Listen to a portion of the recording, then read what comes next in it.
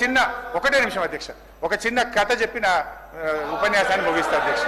Only 1 minute అధ్యక్ష.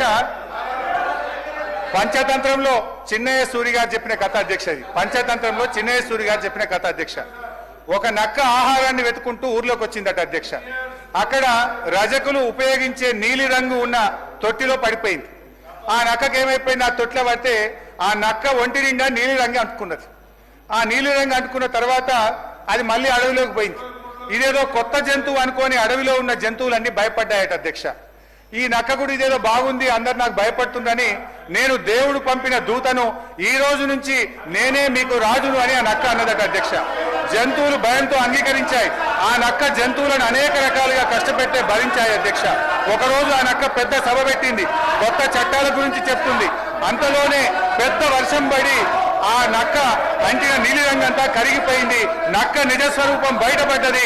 మాయ మాటలతో మారువేషాలతో పెట్టే భ్రమలు ఎక్కువ కాలంలో నిలవదు అన్నది ఆ యొక్క నీతి సూత్రం అధ్యక్ష.